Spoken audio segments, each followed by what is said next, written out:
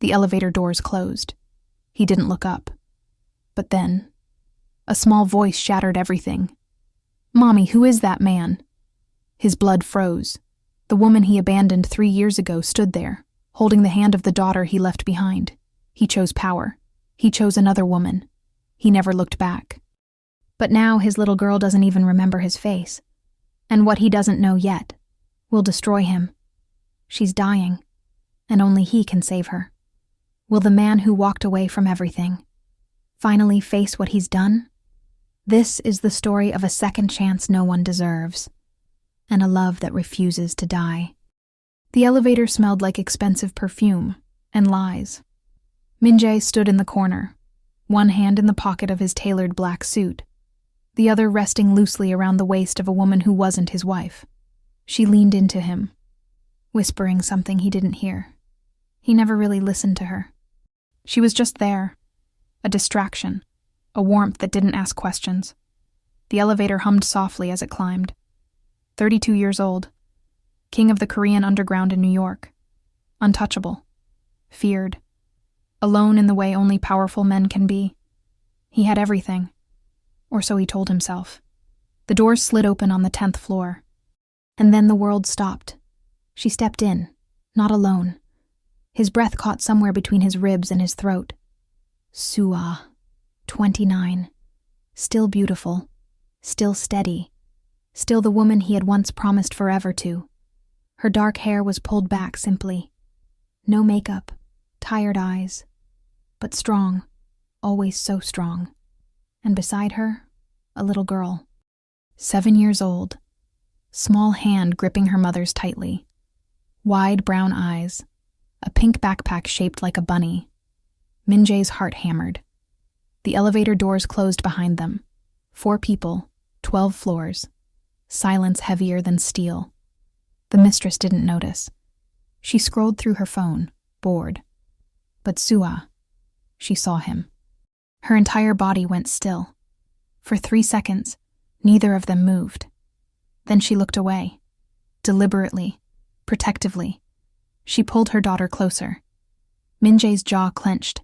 His hand slipped from the other woman's waist. The little girl looked up at him, curious, innocent. "Mommy," she said softly. "Who is that man?" The words hit him like a bullet he didn't see coming. Sua's face didn't change, but her hand tightened around her daughter's. "No one, sweetheart," she whispered. "Just no one." The girl frowned slightly, then looked back at him. She didn't know. She didn't remember. Min-jae felt something crack deep inside his chest. 3 years ago, he had walked out. No warning, no explanation, just gone. He told himself it was better that way, cleaner. She was 2 then, too young to remember. But now she was looking at him like a stranger, because that's what he was. The elevator dinged, 15th floor. The mistress touched his arm. "Baby, this is us." He didn't move. Sua stepped forward, shielding her daughter with her body as she moved toward the doors. "Min-jae," the mistress said again, confused. He finally tore his eyes away, stepped out. But as the doors began to close, he looked back. Just once. Sua was staring at him now. Not with anger, not with pain, with something far worse. Pity. The doors shut. And he stood there in the hallway, breathing too fast, fists clenched at his sides. The mistress laughed lightly.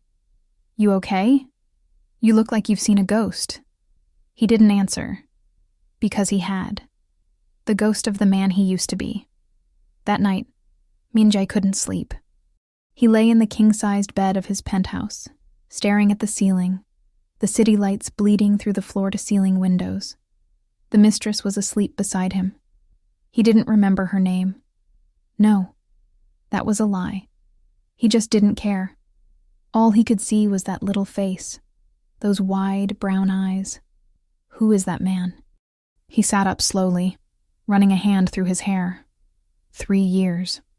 He had convinced himself it didn't matter, that they were better off, that love was a weakness he couldn't afford. He had built an empire in that time. Expanded, conquered, became untouchable. But tonight he felt like nothing. He got out of bed quietly, grabbed his phone and walked to the window. The city stretched out below him, endless, cold, his. He scrolled through his contacts, stopped on a name he hadn't touched in 3 years. Sua. His thumb hovered over it. What would he even say? Sorry? Sorry didn't cover it. Sorry didn't erase the years. He locked the phone and set it down, poured himself a drink instead. Whiskey. Neat. It burned, but not enough. Nothing burned enough. Across the city, in a small 2-bedroom apartment, Sua sat at the kitchen table. Her daughter, Ji-hoon, was asleep in the next room. Sua stared at the medical papers spread out in front of her. Stage 3 kidney disease. Transplant required. Urgently. Her hands trembled as she read the words again. She had known for 2 months. 2 months of tests, specialists, hope draining away with every appointment. Ji-hoon needed a donor. Sua had been tested. Not a match. Her parents. Not a match. Her brother. Not a match. The waiting list was too long. Ji-hoon didn't have that kind of time. And then tonight, she saw him. Min-jae, the man who left them. The man who chose someone else. The man who never once called to ask how his daughter was doing. She hated him. She had spent 3 years hating him. But now she needed him. Because there was a chance. A small, unbearable chance that he might be a match. Sua pressed her palms against her eyes, fighting back tears. She couldn't do this. She couldn't ask him. Not after everything. But if she didn't, Ji-hoon would die. And that was something she couldn't survive. She picked up her phone, stared at his name. 3 years of silence. 3 years of anger. And now, one impossible question. Her finger hovered over the call button. She closed her eyes and pressed it. The phone rang once, twice, 3 times. Then, hello? His voice. Deep, rough, familiar in a way that made her chest ache. She opened her mouth, but no words came. Hello? He said again. She heard movement on his end, a woman's voice in the background. Sua's throat tightened. It's me, she whispered finally. Silence, long, heavy. Then, Sua. Her name. The way he said it, like he'd been holding his breath for 3 years. I need to see you, she said, voice shaking. It's about Ji-hoon. Another pause. Is she okay? The question broke something in her, because it sounded real. No, Sua said quietly. She's not. Where are you? Home. I'm coming. Min-jae. But he'd already hung up. Sua sat there, phone still pressed to her ear, heart pounding. What had she just done? 20 minutes later, there was a knock at the door. Sua stood frozen in the kitchen. Another knock. Firmer. She walked slowly to the door, unlocked it, opened it, and there he was. Min-jae, still in his suit, hair slightly disheveled, eyes dark and unreadable. He looked at her. She looked back. 3 years collapsed into seconds. Can I come in? He asked quietly. She stepped aside. He walked past her, and the apartment suddenly felt smaller. He stopped in the middle of the living room, hands in his pockets, looking around. It was nothing like the life they'd had before. No luxury, no space, just survival. His jaw tightened. You said it's about Ji-hoon, he said, turning to face her. Sua closed the door, leaned against it. She's sick. His expression didn't change, but something flickered in his eyes. How sick? Kidney disease, stage 3. She needs a transplant. The words hung in the air like smoke. Min-jae didn't move. I've been tested, Sua continued, voice barely steady. My family's been tested. No one's a match. He was watching her now. Really watching. And you think I might be. It wasn't a question. Sua nodded. Min-jae looked away, ran a hand over his face. When did this start? 2 months ago. 2 months. His voice was flat. And you're just telling me now. You left us, Sua said, the anger finally breaking through. You don't get to be upset about timelines. He flinched. Good. I need you to get tested, she said. That's all I'm asking. Min-jae looked at her for a long moment. Then he nodded. Okay. Sua blinked. Okay? I'll do it. Tomorrow. She hadn't expected that. Why? She asked before she could stop herself. Min-jae's eyes met hers. And for the first time in 3 years, she saw something real. Because she's my daughter, he said quietly. And I've already failed her enough. The clinic smelled like antiseptic and regret. Min-jae sat in the waiting room, staring at the gray linoleum floor, hands clasped between his knees. He hadn't slept. Every time he closed his eyes, he saw her. Ji-hoon, 7 years old, his daughter, who didn't know him. Sua sat 3 chairs away, close enough to be civil, far enough to make a point. She hadn't said a word since they arrived. The silence between them was thick, old, layered with things neither of them knew how to say. A nurse appeared in the doorway. Min-jae Kang. He stood.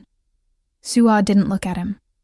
He followed the nurse down a narrow hallway, into a small room with a single exam table and 2 bright lights. Just a blood draw today, the nurse said cheerfully. We'll have results in 48 hours. Min-jae nodded. She tied the rubber band around his arm. He didn't flinch when the needle went in. He'd been shot twice, stabbed once, broken more bones than he could count. This was nothing. But somehow it felt like everything. 2 days later, Min-jae was in a meeting when his phone buzzed. He glanced at the screen. Unknown number. He almost ignored it. But something made him answer. Yes? Mr. Kang? This is Dr. Patel from Metropolitan General. Min-jae's chest tightened. We have your test results. The room around him seemed to blur. His men were still talking, charts on the table, plans for a new shipment, money, power, control. None of it mattered. And? Min-jae said, voice low. You're a match. The words hit him like a freight train.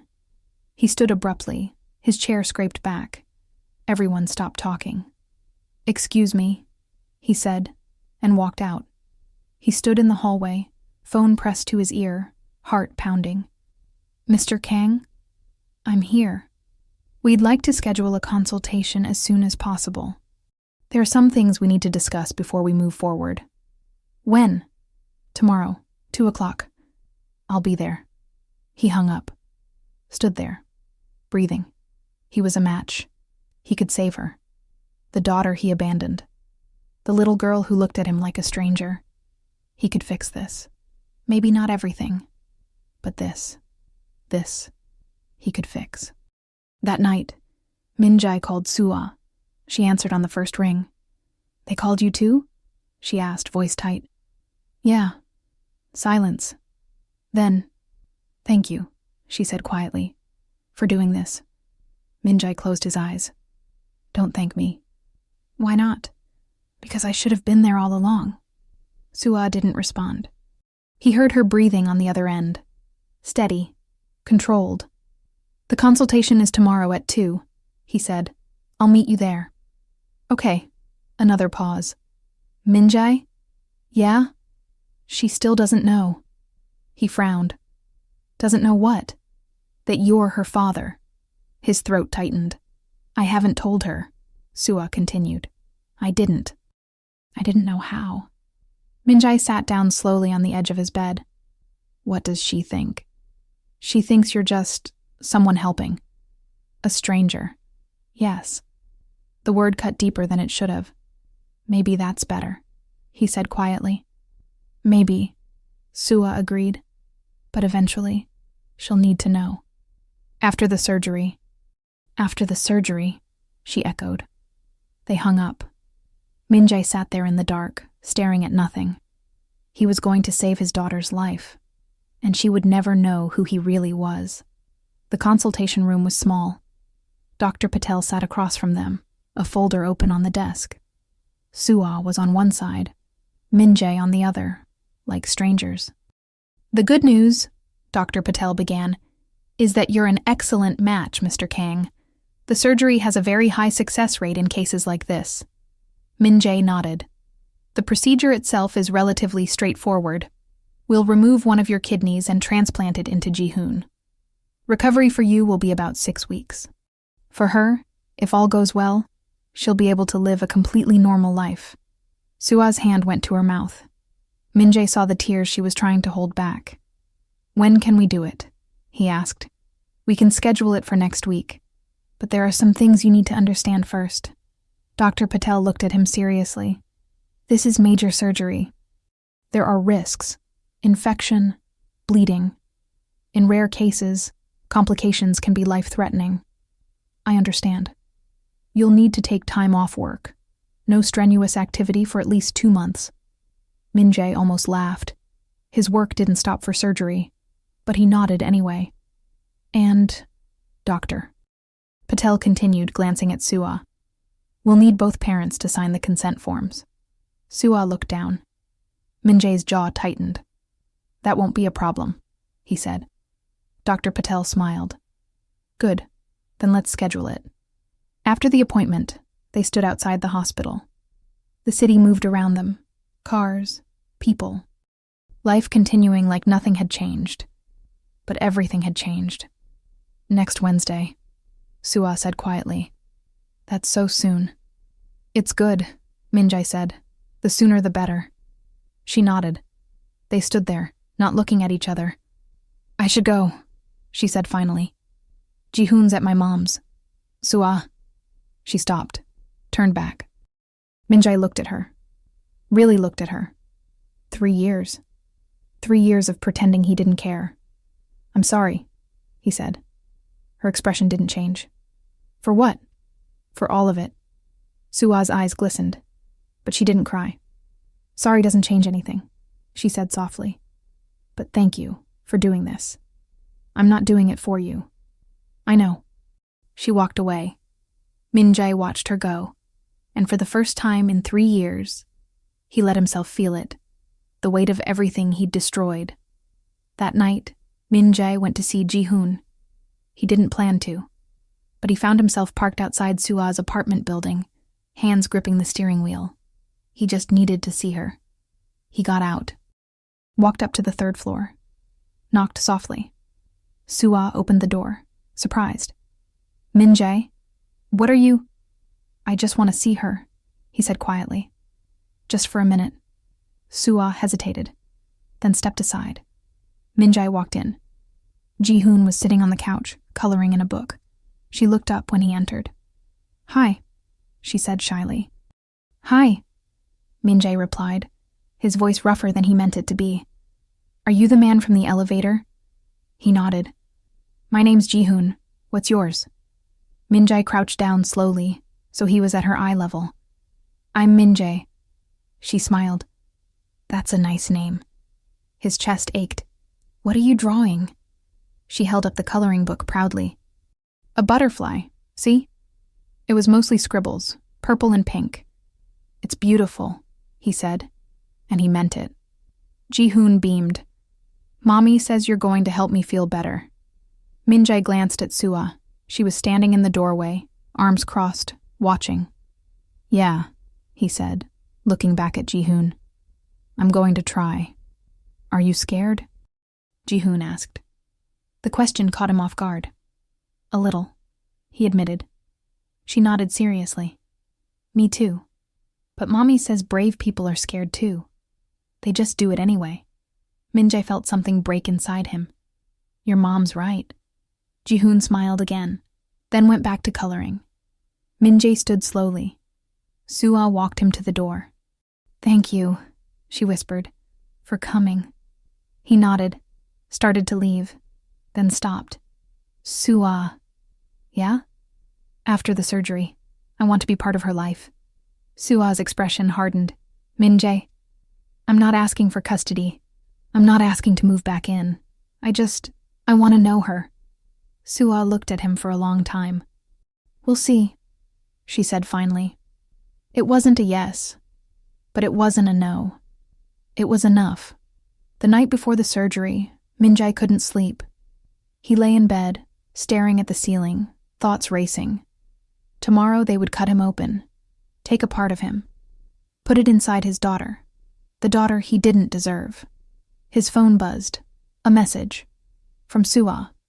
Are you awake? He stared at the screen. Yeah. 3 dots appeared, disappeared, appeared again. I can't sleep. Me neither. Are you scared? Min-jae exhaled slowly. Terrified.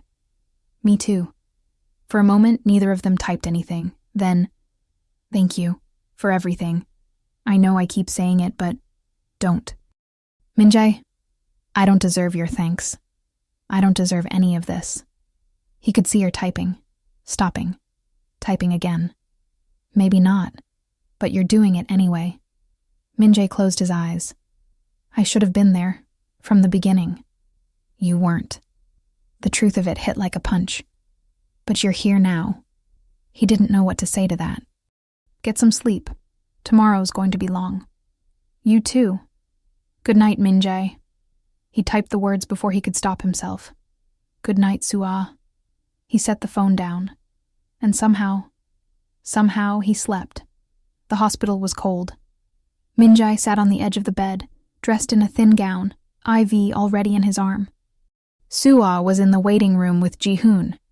He'd seen them before they wheeled him back. Ji-hoon had waved at him.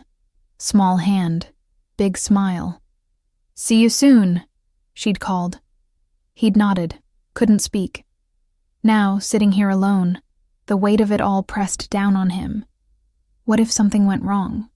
What if he wasn't strong enough? What if... The door opened.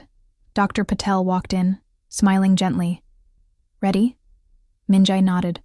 Your daughter's already in the OR. We'll be starting her procedure shortly. You'll go under, and when you wake up, it'll be done. And she'll be okay? If everything goes as planned, yes. Min-jae exhaled. Then let's do it. When he opened his eyes, the world was blurry. White ceiling, beeping machines, pain in his side, sharp, deep. He groaned. A nurse appeared. Welcome back, Mr. Kang. The surgery went well. Ji-hoon, he rasped. She's in recovery. Everything went perfectly. Relief flooded through him so intensely it hurt. Can I see her? Not yet. You both need rest. But soon. Min-jae closed his eyes again. She was okay. She was going to be okay. 3 days later, they moved him to a regular room. And on the 4th day, they brought Ji-hoon to see him. She was in a wheelchair, still pale, but her eyes were bright. Sua pushed her in slowly. Hi, Ji-hoon said softly. Min-jae tried to sit up, winced. Hey, he managed. She wheeled closer. Mommy says you gave me one of your kidneys. He nodded. Does it hurt? A little. Me too. She smiled, and Min-jae felt his heart crack wide open. Thank you, Ji-hoon said seriously, for saving me. He couldn't speak, just nodded. She reached out, took his hand. You're really brave, she whispered. Min-jae looked at Sua. She was crying, silently. So are you, he said finally, looking back at Ji-hoon. She squeezed his hand. And for the first time in 3 years, Min-jae felt like maybe he could be the man he should have been all along. 2 weeks after the surgery, Min-jae was back in his world. But nothing felt the same. He sat at the head of the table in his private office, surrounded by his men. Maps spread out, numbers, territories, the usual business. But his mind was somewhere else, in a small hospital room, with a little girl who held his hand and called him brave. Boss? Min-jae looked up. His second-in-command, Jae-sung, was watching him carefully. You with us? Yeah, Min-jae said. Continue. Jae-sung exchanged a glance with the others. They'd noticed. Of course they had. Min-jae had been. Different, distracted, soft. And in their world, soft meant weak. Weak meant dead. The shipment arrives Thursday, Jae-sung said. But we've got a problem. What problem? The Italians. They're pushing into our territory. Want a bigger cut. Min-jae's jaw tightened. How much? 40%. The room went silent. That was insult, disrespect, a challenge. The old Min-jae would have already made the call. Would have sent a message so clear, so brutal, that no one would ever question him again. But now there was a little girl who smiled at him, who trusted him, who thought he was brave. Set up a meeting, Min-jae said finally. Jae-sung frowned. A meeting? You heard me. Boss, with all due respect, I'll handle it, Min-jae said, voice hard. Set it up. Jae-sung nodded slowly, but the doubt was clear in his eyes. That night, Min-jae went to see Ji-hoon. She was home now, still recovering, but getting stronger every day. Soo-ah let him in without a word. Ji-hoon was on the couch, wrapped in a blanket, watching cartoons. Min-jae, she said, face lighting up. He smiled despite himself. Hey, kiddo. Come sit with me? He looked at Soo-ah. She nodded. Min-jae sat down carefully, still sore from the surgery. Ji-hoon immediately leaned against him. Guess what? She said. What? The doctor says I'm getting better really fast, because of you. Min-jae's chest tightened. That's great. Mommy says maybe I can go back to school soon. You miss it? I miss my friends, and art class. We're making clay animals. She talked and talked about her friends, her teacher, the clay elephant she was going to make. And Min-jae just listened. For the first time in years, he wasn't thinking about territory or money or power. He was just here, with his daughter. Soo-ah watched from the kitchen doorway. She didn't say anything, but something in her expression had changed. The meeting with the Italians was set for Friday night. Neutral ground. A restaurant in Brooklyn. Private room. Min-jae arrived with Jae-sung and 2 others. The Italians were already there. 4 men, well-dressed, armed, though the weapons stayed hidden. Their leader, Marco De Luca, stood when Min-jae entered. Kang, he said, extending a hand. Min-jae shook it. Firm, measured, they sat. Let's not waste time, Marco said, leaning back. You know why we're here. You want 40%, Min-jae said flatly. The territory's changing. We're expanding. It's only fair. Fair, Min-jae repeated. Marco smiled.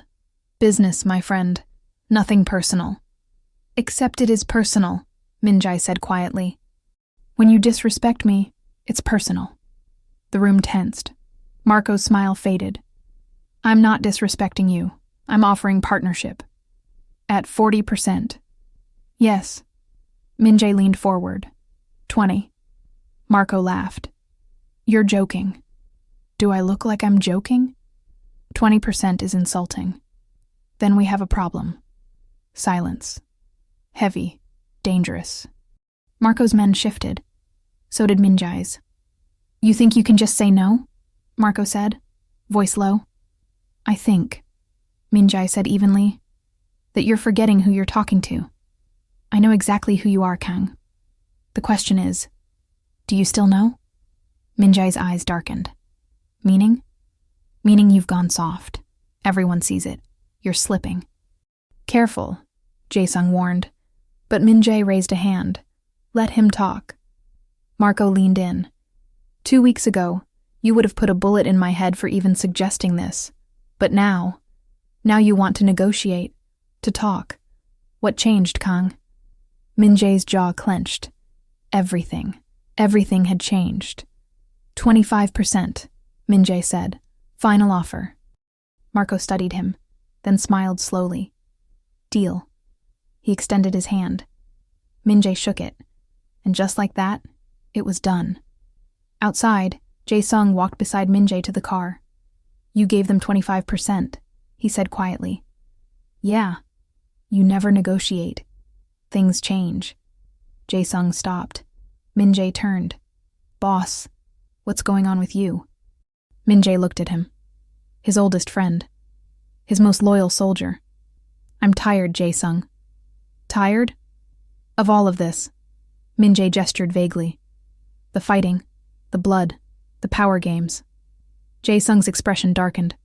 Don't do this, Do what? Go soft. You're the strongest man I know. Don't throw it away.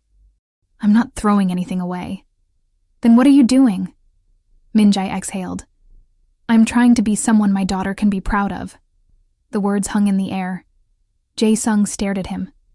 Your daughter? Yeah. The one you abandoned? It was a low blow, but true. I'm trying to fix that, Min-jae said quietly. Jae-sung shook his head. You can't be both, boss. You can't be a king and a father. Not in this world. Watch me. Min-jae got in the car, drove away, leaving Jae-sung standing there, alone in the dark. That night, Min-jae sat in his penthouse, alone. The mistress was gone. He'd ended it a week ago. She'd cried, screamed, thrown things. He'd felt nothing. Now, he sat by the window, staring at the city, his empire, everything he'd built, everything he'd destroyed to build it. His phone buzzed. A message from Sua. Ji-hoon wants to know if you're coming tomorrow. It's her birthday. Min-jae's heart stopped. Her birthday. He didn't even know when it was. What time? 3 p.m. Just small. My parents. A few friends. I'll be there. Min-jae, are you sure? It might be overwhelming. I'm sure. Okay. She'll be happy. Min-jae stared at the message, then typed. What does she want? For her birthday? You don't have to. What does she want? A long pause. An art set. She loves to draw. I'll find one. Thank you. Min-jae set the phone down. Looked out at the city again. Tomorrow, he would go to his daughter's birthday party. And for the first time in 3 years, he would be her father. The birthday party was in Sua's small apartment. Balloons, streamers, a homemade cake on the kitchen counter. Min-jae stood outside the door holding a gift bag. Inside was the most expensive art set he could find, professional grade, everything a young artist could want. He knocked. Sua answered. She looked different. Hair down, a simple dress. Softer somehow. You came, she said. I said I would. She stepped aside. The apartment was full of people, kids running around. Sua's parents in the corner, a few neighbors, and Ji-hoon. In the middle of it all, wearing a sparkly purple dress, laughing. She saw him. Min-jae! She ran over, threw her arms around his waist. He froze. Then slowly, carefully, hugged her back. Happy birthday, he said quietly. She pulled back, beaming. You brought me a present? Maybe. She giggled, grabbed his hand. Come on! I want you to meet everyone. And just like that, he was pulled into the party, introduced to her friends, her grandmother, her grandfather. Sua's parents were cold, polite, but cold. He didn't blame them, but Ji-hoon didn't notice. She just held his hand and smiled. And Min-jae felt something he hadn't felt in years. Belonging. Later, when the kids were playing and the adults were talking quietly, Sua found him on the small balcony. You okay? She asked. He nodded. Thank you, she said, for coming. It means a lot to her. She's my daughter. Sua leaned against the railing beside him. My parents don't trust you. I don't blame them. I don't either. Min-jae looked at her. But, she continued softly, I see you trying, and that's something. It's not enough. No, she agreed, but it's a start. They stood in silence. The city hummed below them. Min-jae, Sua said finally, what are you going to do? About your business? He knew what she was really asking. Can you be both? I don't know, he admitted. Ji-hoon's getting attached to you. I know. If you're not going to stay, if you're going to walk away again, you need to do it now, before it hurts her. Min-jae's chest tightened. I'm not walking away. Then what are you doing? I'm trying to figure out how to be the man she needs me to be. Sua looked at him, really looked at him. And if you can't, then I'll die trying. She didn't respond, just looked away. Come on, she said finally. Time for cake. That night, after everyone left, Minjae helped Suwa clean up. Jihoon was asleep in her room, exhausted, but happy. She had a good day, Suwa said, wiping down the counter. Yeah. She opened your gift last, screamed when she saw it. Minjae smiled slightly. It was too much, Suwa added. She deserves it. Minjae, I know. I'm trying to buy her love. It won't work. Suwa stopped. That's not what I was going to say. He looked up. I was going to say thank you for seeing her, for really seeing her. Minjae set down the trash bag. I should have seen her all along. But you didn't. No, I didn't. Suwa crossed her arms. Why did you leave, Minjae? Really? He'd known this question was coming, had dreaded it. I was scared, he said finally. Of what? Of not being enough, of failing, of dragging you both into my world. So you just left? I thought it was better, cleaner. It wasn't. I know. Sua's eyes filled with tears. Do you have any idea what it was like? Waking up and you were just gone? No note, no explanation. Just gone. I'm sorry. I don't want your apologies, Minjae. I want the truth. He looked at her. The truth is I was a coward. I chose power over love, and I've regretted it every single day since. Suwa wiped her eyes angrily. And now? Now you just show up and expect everything to be okay? No, I don't expect anything. Then what do you want? I want to be her father. You can't just decide that. I know. You can't just walk in and out whenever you feel like it. I know. She needs consistency, stability, not some part-time father who shows up when it's convenient. I know, Minjae said, voice rising. I know all of that, but I'm here now, and I'm not going anywhere. Suwa stared at him. Prove it, she said finally. How? Stay. For real. Not just visits, not just birthdays. Actually be here. Suwa. That's what it takes, Minjae. If you want to be her father, you have to choose her, every single day, over everything else. The words settled between them. Heavy. True. Okay. Minjae said quietly. Okay? I'll do it. Suwa shook her head. You don't know what you're saying. Yes, I do. Your world, your business. You can't just walk away from that. Watch me. Suwa's breath caught. Minjae. His phone buzzed. He ignored it. It buzzed again. And again. You should answer that, Suwa said flatly. Minjae pulled out his phone. 12 missed calls, all from Jae-sung. His stomach dropped. I have to go, he said. Suwa laughed bitterly. Of course you do. Suwa. Go, Minjae. Do what you always do. He wanted to stay. God, he wanted to stay. But he knew that tone. Something was wrong. I'll come back, he said. She didn't answer. He left. When Minjae arrived at the warehouse, it was chaos. His men everywhere. Blood on the floor. Jae-sung met him at the door. What happened? Minjae demanded. The Italians. They hit us. Took the shipment. What? It was a setup, boss. The meeting. The deal. All of it. Minjae's hands clenched into fists. How many? 3 dead. 5 injured. Minjae closed his eyes. DeLuca played you, Jae-sung said quietly. Made you think you won. But he was always going to take it all. Where is he? We don't know. He's in the wind. Minjae turned, looked at the warehouse, his empire, built on blood, maintained with fear. And suddenly he was so tired. Boss? Jae-sung said carefully. Get everyone out, Minjae said. What? You heard me. Get everyone out. Shut it down. Shut it down? Boss, we can't. I said shut it down. Jae-sung stared at him.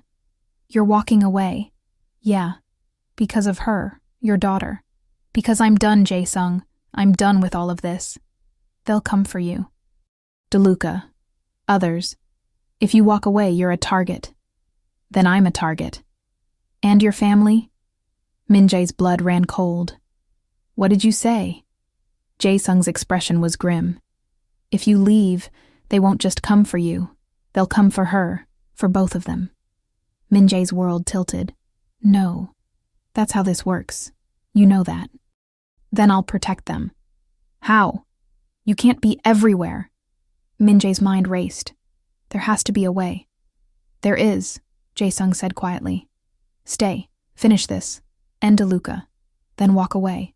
On your terms. Min-jae looked at him. One last job, Jae-sung said. Make it so no one ever threatens you or your family again. Then you're free. Min-jae's jaw clenched. He thought of Ji-hoon, asleep in her bed. Safe. For now. Set it up, Min-jae said finally. Jae-sung nodded. It's going to get ugly, boss. I know. You sure you're ready for that? Min-jae looked him in the eye. I'll do whatever it takes. 3 days later, Min-jae met with DeLuca. Not in a restaurant this time. In the place where everything had started, an abandoned pier. Midnight. Just the two of them and their men. Min-jae stood at one end, DeLuca at the other. I heard you wanted to talk, DeLuca called out. Yeah, Min-jae said. I have a proposal. I'm listening. You take it all, the territory, the business, everything. DeLuca's smile faltered. What's the catch? No catch. I'm out. I'm done. Just like that? Just like that. DeLuca laughed. You expect me to believe you're just walking away? Believe what you want, but I want guarantees. What kind of guarantees? My family, they're off limits. Forever. DeLuca studied him. And if I say no, then I burn it all down. Every territory, every connection, every shipment. I'll destroy everything before I let you have it. The pier went silent. Even the water seemed to hold its breath. You're serious, DeLuca said. Dead serious. DeLuca walked closer. Stopped a few feet away. Why? Does it matter? Yeah, it does. Men like us don't just walk away. Min-jae looked him in the eye. I found something more important. What? Love? DeLuca sneered. Family. DeLuca shook his head. You're a fool, Kang. Maybe, but I'm a free fool.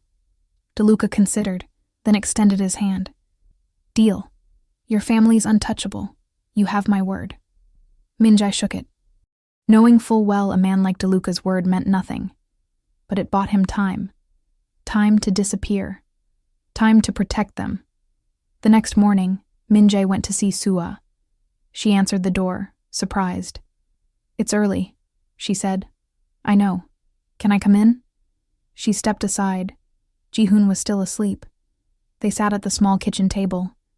I'm out, Min-jae said. Sua frowned. Out? The business. All of it. I'm done. Her eyes widened. Min-jae, are you serious? Yes. But how? You can't just... I did. It's done. Sua sat back, stunned. What are you going to do? I don't know yet, but I'll figure it out. And us? Min-jae looked at her. I want to be here. For Ji-hoon. For you, if you'll let me. Min-jae. I'm not asking to move in. I'm not asking for forgiveness. I'm just asking for a chance. To be the father she deserves. Sua's eyes filled with tears. Do you mean it? Really? I've never meant anything more in my life. She covered her face with her hands, sobbed quietly. Min-jae reached across the table, took her hand. She didn't pull away. I don't know if I can trust you, she whispered. I know. I don't know if this will work. I know. But I want to try. Min-jae's chest ached. Yeah? She nodded, squeezed his hand. Yeah. 6 months later. Min-jae stood outside Ji-hoon's school waiting. The bell rang. Kids poured out. And there she was, running toward him, backpack bouncing, face glowing. Dad! The word hit him every time. Dad. Hey, kiddo, he said, crouching down as she threw her arms around him. Guess what? I got an A on my art project. That's amazing. And Mrs. Park says I'm really talented. She's right. Ji-hoon pulled back, grinning. Can we get ice cream? Does your mom know? I'll text her. She pulled out her phone, a simple one, just for emergencies, and typed quickly. Min-jae's phone buzzed. Sua. Fine, but not too much sugar. He smiled. Okay, he said to Ji-hoon. Let's go. They walked down the street together, hand in hand. Father and daughter. That night, Min-jae had dinner at Sua's apartment. It was becoming a routine. 3 nights a week.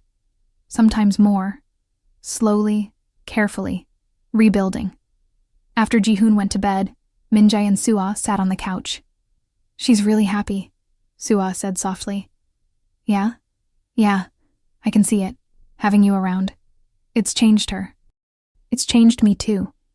Sua looked at him. Do you miss it? The power? The control? Min-jae was quiet for a moment. Sometimes, he admitted. But then I see her smile, and I realize I never had real power before. What do you mean? Power is making someone fear you, but love is someone trusting you, choosing you. That's real strength. Sua's eyes glistened. When did you get so wise? When I almost lost everything that mattered. She leaned her head on his shoulder. Slowly, tentatively. Min-jae froze, then relaxed. Sua? Thank you. For what? For giving me another chance. She lifted her head, looked at him. Don't waste it. I won't. She smiled, and for the first time in 3 years, Min-jae felt like he was home. 1 year later, Min-jae stood in the living room of a new apartment, bigger than Sua's old place, brighter, safer. He'd bought it for them. Not with blood money. With money he'd earned working construction. Honest work, hard work. It wasn't much, but it was clean. Sua walked in, holding a box. Where does this go? Kitchen, I think. She set it down, looked around. It's really ours? It's really yours. Yours and Ji-hoon's. And yours, she said quietly. If you want it to be. Min-jae's heart stopped. What? Sua walked over, stood in front of him. I'm not saying move in tomorrow. But maybe someday. If you want. If I want? He almost laughed. Sua, I've wanted that since the day I walked away. Then stay. I'm not going anywhere. She smiled, reached up, kissed him. Soft, gentle, like coming home after a long war. That night, the 3 of them sat on the floor of the empty living room, pizza boxes spread out, Ji-hoon between them, chattering about her new school. Min-jae looked at them, his family, not perfect, not without scars, but real, and his. Dad? Ji-hoon said. Yeah? Are you happy? Min-jae looked at Sua. She was watching him, smiling. Yeah, kiddo, he said, pulling Ji-hoon close. I really am. Years later, people would ask Min-jae if he regretted it. Walking away from power, from wealth, from the empire he'd built. And every time he'd smile and say the same thing. I didn't walk away from anything. I walked toward everything. Because he'd learned something that night in the elevator. When a little girl looked at him and asked, "Who is that man?" That being a stranger was the worst thing he could be. And being a father was the greatest power of all. The end.